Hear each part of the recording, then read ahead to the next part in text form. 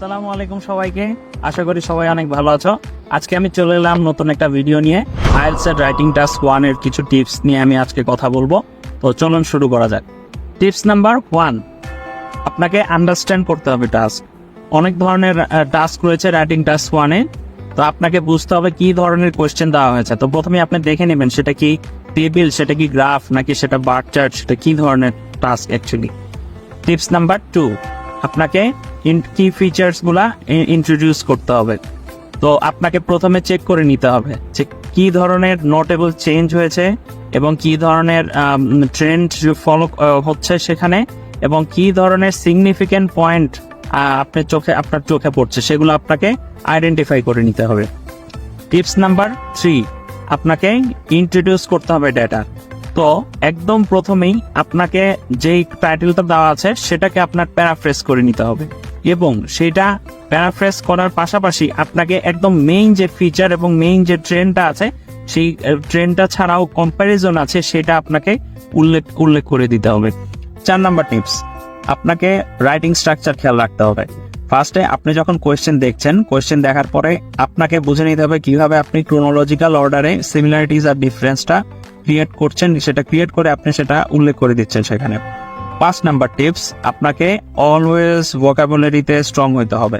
আপনি যখনই প্রিপারেশন নিচ্ছেন, যে ওয়ার্ডই দেখছেন সেই ওয়ার্ডের সিনোনিমস বারবার চেক করে নেবেন। সিনোনিমস বারবার আপনি মনে রাখবেন যে কোন সিনোনিমস আবার ইউজ করা যায়, কারণ আপনি যত বেশি ভোকাবুলারি ইউজ করবেন তত বেশি আপনার স্কোর বাড়ার চান্স আসবে। এরপর 6 নাম্বার টিপস, আপনাকে অ্যাভয়েড করতে হবে সব ধরনের রিপিটেটিভ ওয়ার্ডস।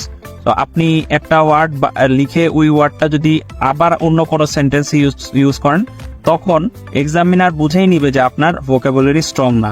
সো এটা হচ্ছে 6 নাম্বার টিপস। 7 নাম্বার ডিটেলস, আপনাকে কি পয়েন্টস ইনক্লুড করে দিতে হবে।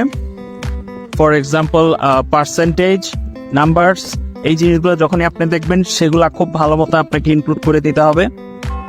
8 নাম্বার, আপনাকে খেয়াল রাখতে হবে complex, compound and simple sentence use করছেন, কারণ যত বেশি ইউজ করবেন তত বেশি আপনি সেটার জন্য স্কোর বাড়ার চান্স এসে পড়বে। এরপর 9 নাম্বার হচ্ছে আপনাকে খেয়াল রাখতে হবে আপনি চেক করছেন কিনা, ডাবল চেক করতে হবে। আপনি যেটা লিখছেন লেখার পরে সেটা ডাবল চেক করবেন। অলওয়েজ আপনি দেখবেন কোনো না কোনো ভুল বের হয়ে আসছে, গ্রামার, মিসস্পেলিং, এগুলো খেয়াল রাখতে হবে। আর 10 নাম্বার টিপস হলো আপনাকে প্র্যাকটিস করতে হবে টাইম ম্যানেজমেন্টের ব্যাপারে।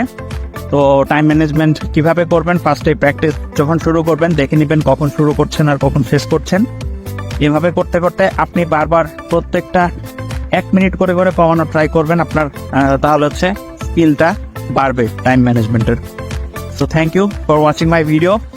Today is the weekend, so I'm gonna enjoy the evening. Bye.